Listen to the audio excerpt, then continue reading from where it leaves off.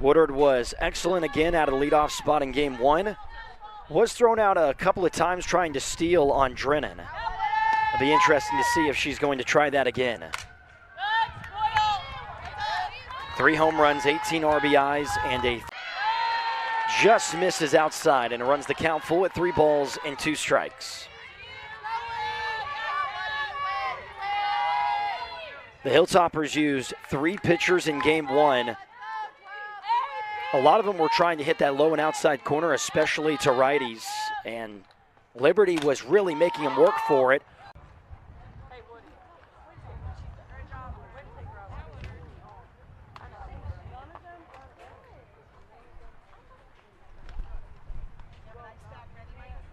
And this Conference USA Player of the Year, and Rachel Roop, and immediately you see the fight from Smith as she fires in over 49 and a thirds innings pitch. That one sailed on her. 3 balls and 2 strikes. Has also held opposing hitters to 221.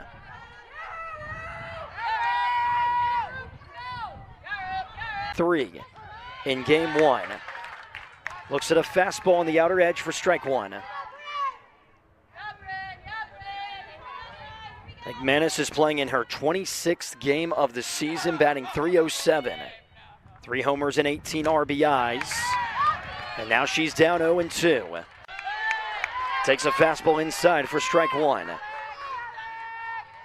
We did not get the opportunity to see Carrasquillo in game one. She's just a freshman. This is only her 7th game of the season. But she has been electric in the few games that she has played in. Throw gets away. White with a late break, and she has to say it first.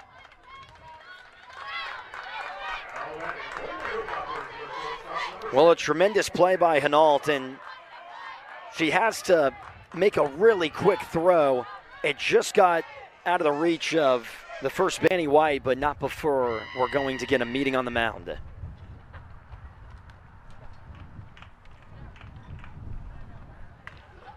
Annie White this season with 3 home runs, 8 RBIs, and a .239 batting average.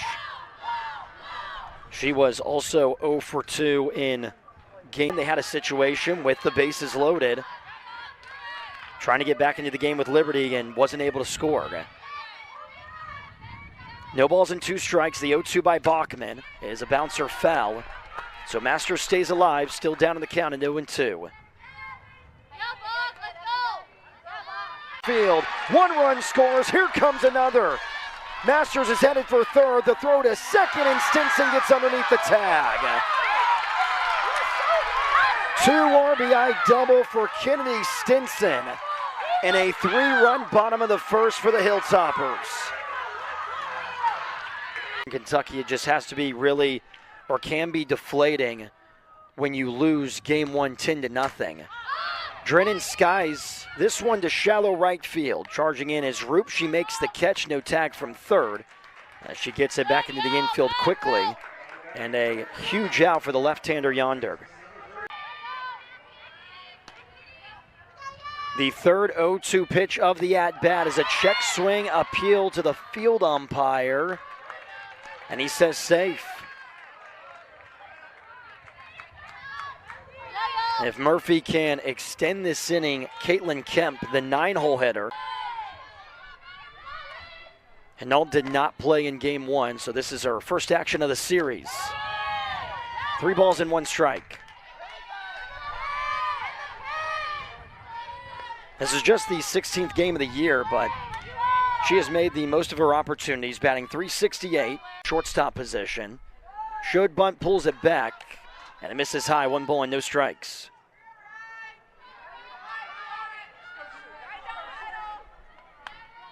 As for Wadley on the season, she's batting .381.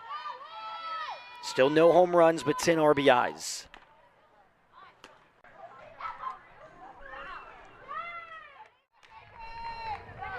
Alyssa Hinault led off this inning with a walk, and then that's when we got the 2-run shot over the center field wall by Wadley.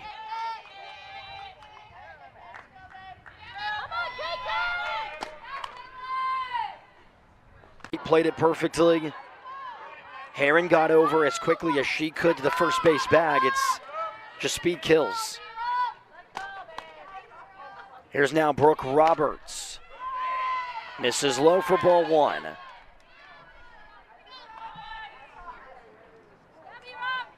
To land in the dirt. And you just take the chance of Drennan having a clean scoop, which the majority of the time it's hard to do that, to have the clean scoop and then fire a perfect throw to third, but that's exactly what Drennan did. It's the chances that you 3-0, Door takes all the way, it's in there for a strike.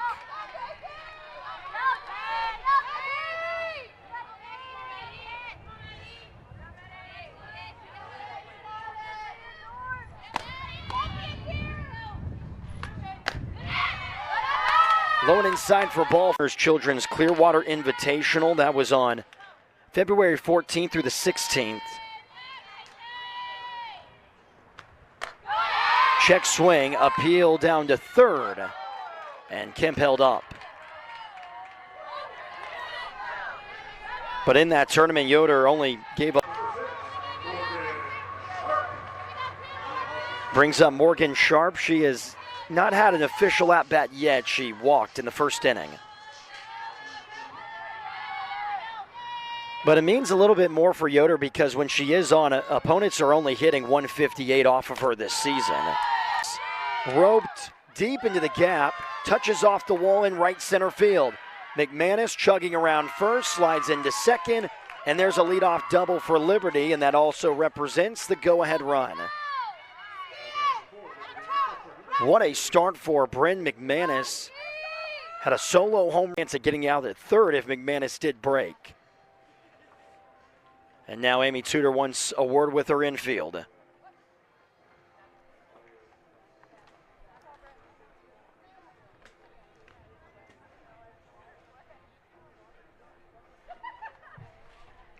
So Karaski is one to remember because it happened in her 175th game. So long time to get it, but better late than never.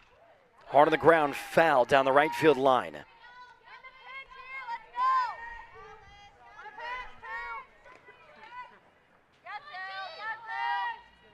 Been tremendous this season. Hanault just not going away. Savannah Watley is waiting in the on-deck circle, and you know, if you're Wood, it's not like you kind of have to go straight after her. That now moves Watley 1 for 2 as KK Madry is now up. First pitch, and that begins the count at 0-1. Katie Murphy, because of the speed by Madry, is having to play almost. She didn't even try to pick it up because she knew that Herron was going to be safe at first.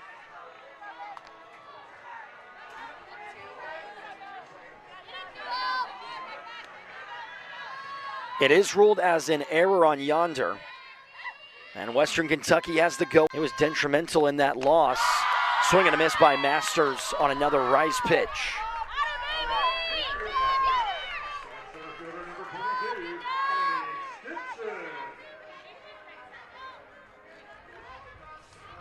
So Masters is now 0 for 2, and that brings up Kennedy Stinson.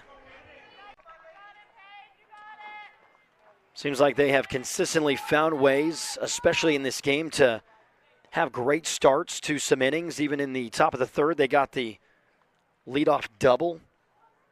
But Western Kentucky has done a really nice job at working out of the jams. For Liberty. And still nobody out as the top of the lineup makes its way to the batter's box.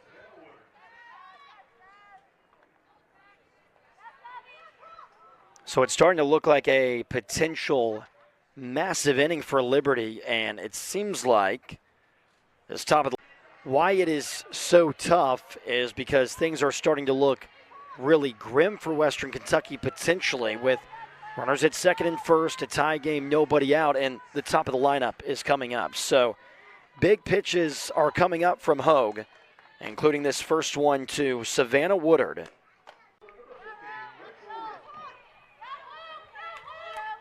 These innings just have continued to not start off great, but then they get some big strikeouts or a big out somewhere on the infield or the outfield, and that's a great start to keeping the consistency going, I guess is what you could. Always looks like it's going to go out. Here's an opportunity for Murphy at third, and Western Kentucky gets out of another jam to the bottom of the fourth to come in, face an offense that already roughed up Paige Bachman, because Bachman has been incredible this season. Came into the match.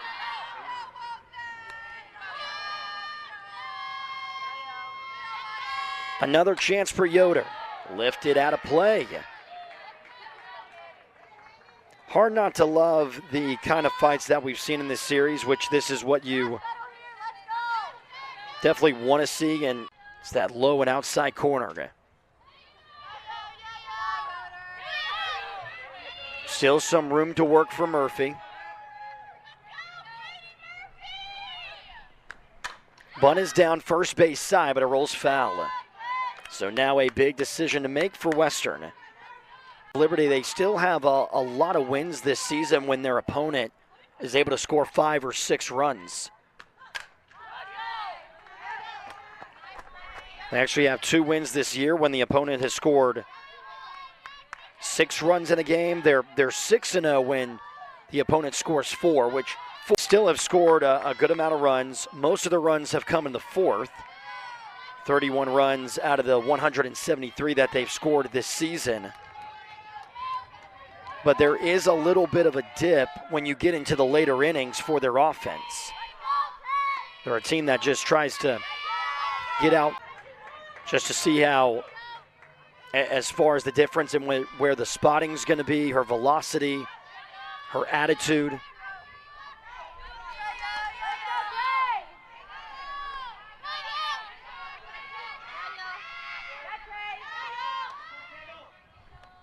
Again. Swing and a miss. What an inning from the lefty. Maybe her best inning of the entire night. We move to the fifth, 3-3 between the Lady Flames and the Hilltoppers.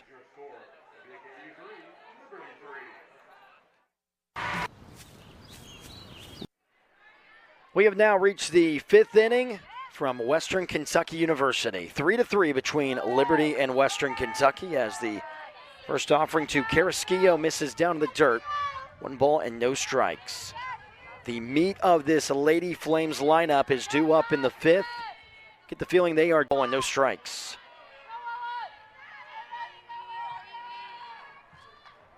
Liberty is still out hitting Western Kentucky 7-4.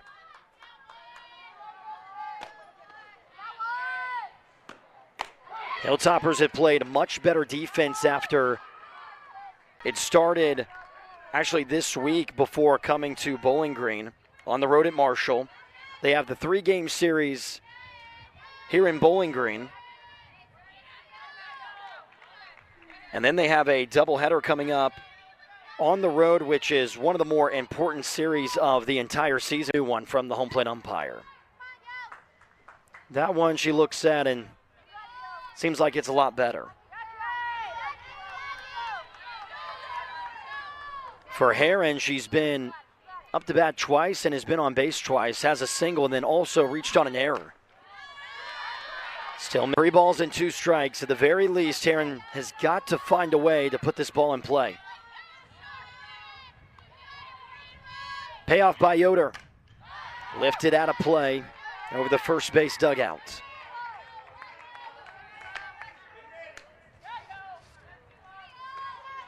Just slipped out of her hand. But now a big break because a runner's in scoring position. The 3-2 is right there for strike 3. Nobody can figure out Kaylin Yoder as she has another punch out. And Masters must have been. Fly ball to center field. Stinson back at the warning track, looking up, and it's over the wall.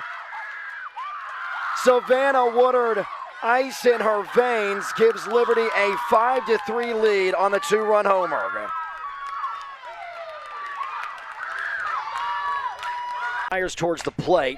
Line drive just over Heron and into right center field.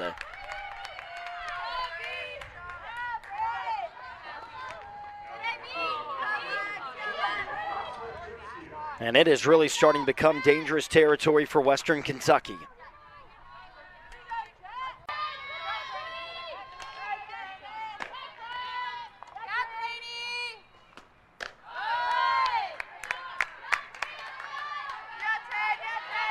Waiting in the on-deck circle is the shortstop, Savannah Watlig. In the sixth. Swing and a miss by Madry. She went after the high riser. It's 2-1.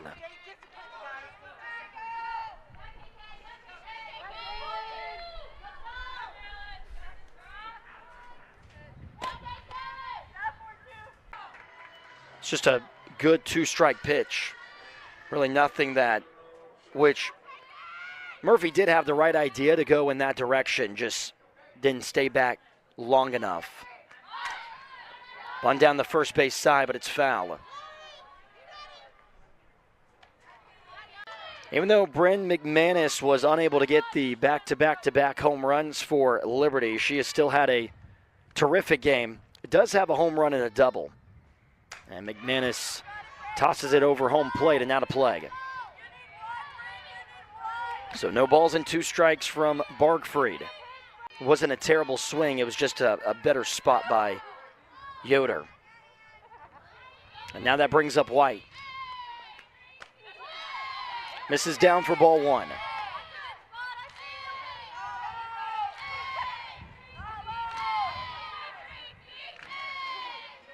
A lot of teams go through it, just that stretch that they have to figure out a way to overcome and get back to their winning ways. 2 losses to end the series against Sam Houston. Low and inside for ball 4. Top of the lineup in that top of the 6th inning. There was a 2-run homer run from Savannah Woodard. Rachel Roop had a solo blast. They ended up going back-to-back, and then Alexia Carrasquillo had a 2-run homer that just was pretty much the nail in the coffin that made it pretty much out of